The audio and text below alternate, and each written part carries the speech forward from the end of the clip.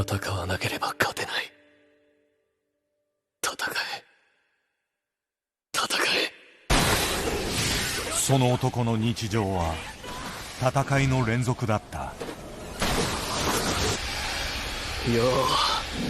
う、5年ぶりだな。圧倒的な力を持つ巨人たちと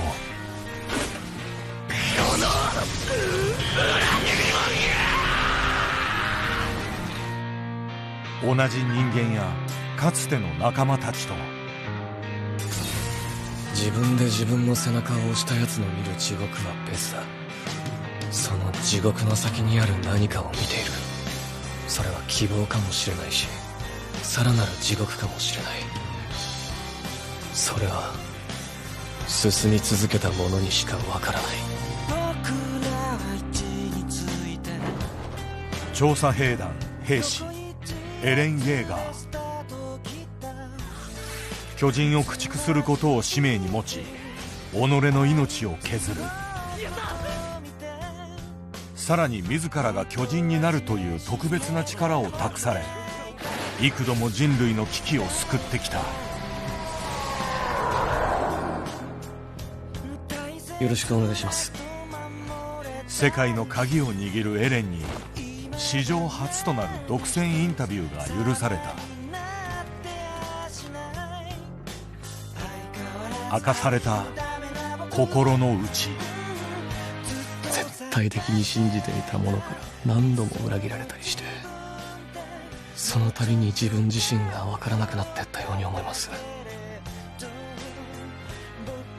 命も夢もどうして俺たちは奪われる。一匹のグラス打ち切ってやれ。終わりの見えない戦いの螺旋。男は何を求めて戦い続けているのか。戦いたかった。俺は戦いたかったんです。アニメヒーローインタビューエレン・イェーガースペシャル。どうぞこちらに。よろしくお願いします。エレン・イェーガー、一体どんな男なのか。この後にちょっと予定がありまして、時間もないので始めましょう。はい、では早速。今日お休みと伺いましたけども、お休みの日は普段どんな風に過ごされることが多いですか？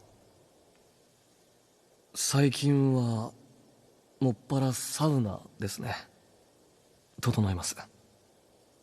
もともとは風呂に入るのもめんどくさくて、自分にとっては汚れを落とす作業でしかなかったんですけど、リヴァイ兵長と出会ってからは汚いまま過ごすなんてことはできなくなりました。エレンの上司リヴァイ・アッカーマン、人類最強の兵士であり極度の綺麗好きでもある。バカ野郎。おいエレン。はい。全然なってない。全てやり直せ。でそのうちただ風呂入るんじゃつまんないなってなった時にサウナの存在知って、いやもう人生観変わりましたね。こんなに気持ちいい行為がこの世にあったんだなっていう。暑さと冷たさ、それぞれの極限状態を交互に感じることで生きてることを実感できるんです。そして整う。なるほど。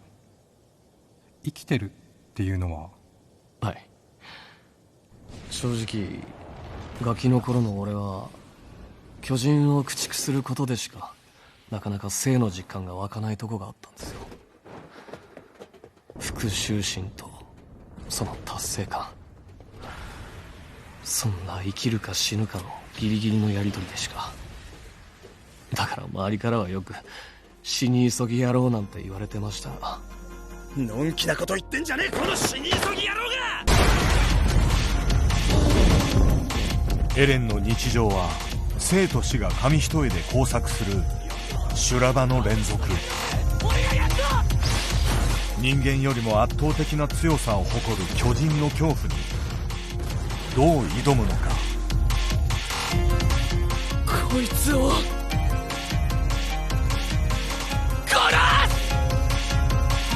大切にしている流儀がある。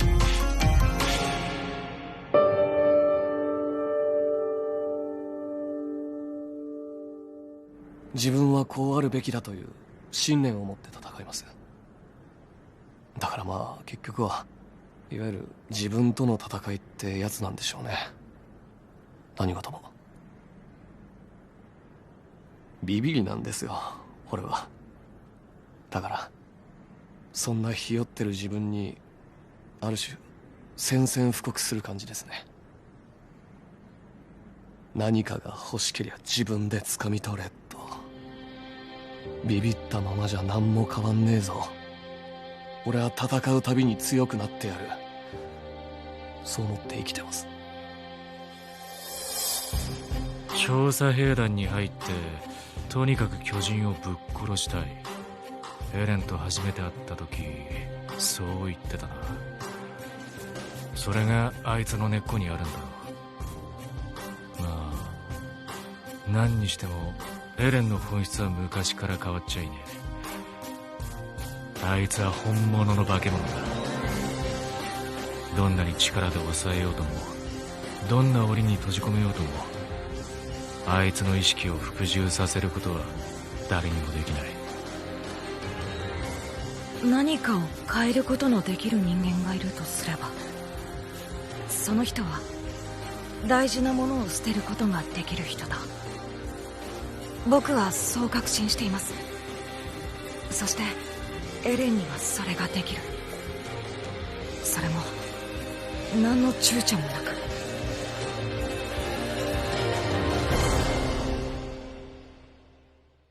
エレンさんが生まれたのはウォールマリア・シガンシナ区。周囲を巨大な壁に囲まれた町で育った。ガキの頃はまっすぐな子だったと思いますよ。活発で生意気で意地っ張りで、とにかく調査兵団に入りたかった。そればっかりでしたね。でそれを言うたびに母さんからたしなめられて。だったら知りたいんだ。外の世界がどうなっているのか。はい、母さんのことが好きでした。それだけは変わりませんね。感謝してます、本当に。親孝行ってやつしてみたかったな。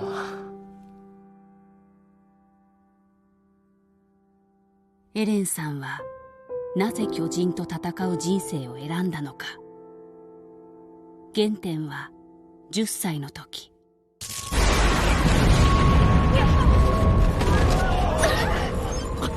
予想だにしない出来事が起きた。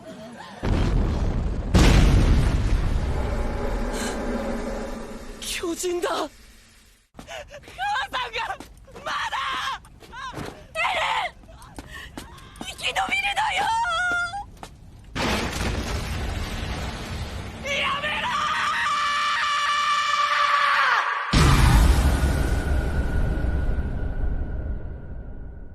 最愛の母を失った。あの時の悔しさ、不甲斐なさ、自分への失望感は一生忘れられません。もう怒りしかなかったですね。巨人への、自分への。駆逐してやる。この世から一匹残らず。強い復讐心を胸にエレンさんは訓練兵団に入団。だがまたしても思いもしないことが起きた。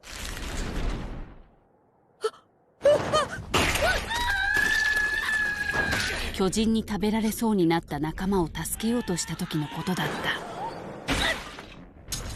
こんなところで死ねるか。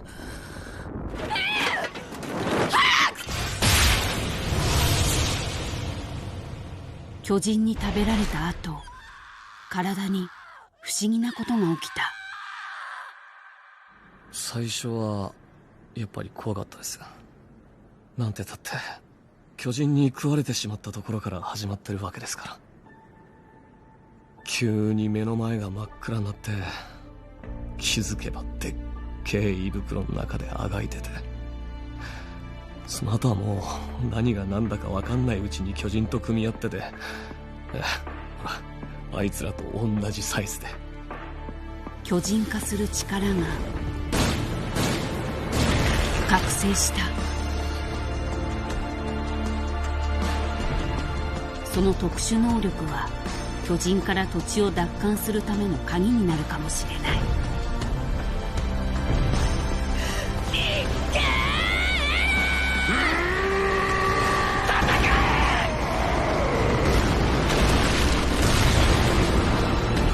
俺はならなきゃいけないんだ。みんなの希望に。そして戦いの果てにたどり着いた壁の外の世界。海の向こうには自由がある。ずっとそう信じてた。でも違った。海の向こうにいるのは敵だ。しかしそこにあったのは人類同士が争い合う現実だった。傷つき裏切られ、それでもエレンさんが進み続ける理由。幼なじみの仲間に話を聞いた。ミカサ・アッカーマンさん。幼い頃エレンさんに命を救われた時にもらったマフラーを今も持ち続けている。やるよこれ。私にマフラーを巻いてくれてありがとう。そんなもん何度でも巻いてやる。お母さんの仇、仲間を守るため、巨人に奪われ続けてきたものを取り戻すため、人類のため、いろんな理由がある。でもエレンが本当には何を求めているのか、それは誰にもわからない。そんなような気がします。エレンは何を求めているのか。自由じゃないでしょうか。ただエレンの考える自由がどんなものなのか、それは分かりません。俺たちはみんな生まれた時から自由だ。それを拒む者がどれだけ強くても関係ない。どれだけ世界が残酷でも関係ない。戦え戦え戦え戦え。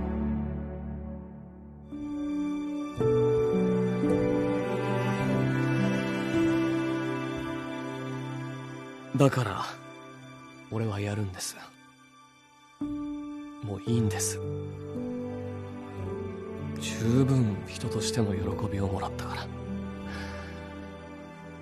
もう人の道には戻らない。戻れない。俺は悪魔になるんです。それで終わりなんです。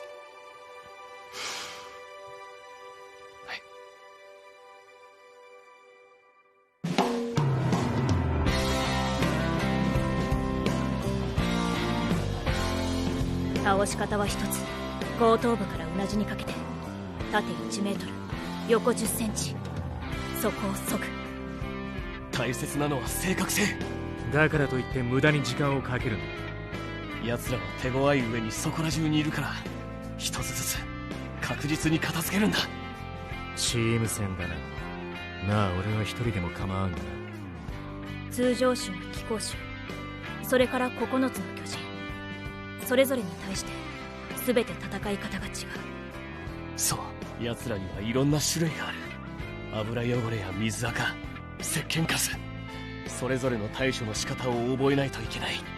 そうだ、酸性、中性、アルカリ性の洗剤を使い分けろ。どの汚れにどの洗剤が有効か頭に叩き込め。は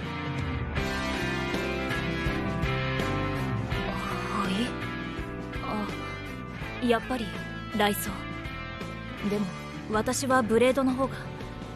たわし雑巾。さっきから何を。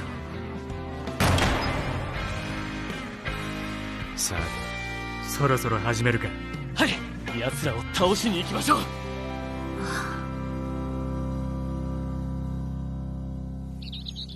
世界の命運を握る存在となったエレンに聞いておきたいことがあった。なぜ戦い続けるのか。戦い続けなきゃ生きていけない環境にいましたから。誰だって巨人に食われたくないので、巨人を殺すことに疑問なんてありませんでした。でも敵は実際のところ感情のない化け物なんかじゃなくて、俺たちと同じ人間でした。それでも強い殺意にさらされて、生命の自由が危ぶまれる状況に変わりはなかったわけですから、そんなのは到底受け入れられず、拒んだまでです。なかったんです、戦う以外の選択肢は。何も。最後に問うた自由とは何か。人々の命や日常生活が脅かされることなく継続していくことだと思います。俺が望んだのはそれだけです。ただ木陰で昼寝ができればそれだけでよかった。それだけでした。い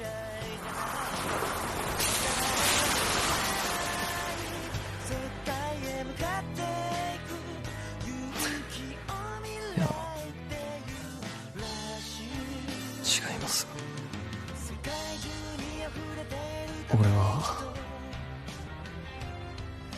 俺にはそれだけじゃ足りなかった。見たい景色がありました。そのために戦いたかった。俺は戦いたかったんです。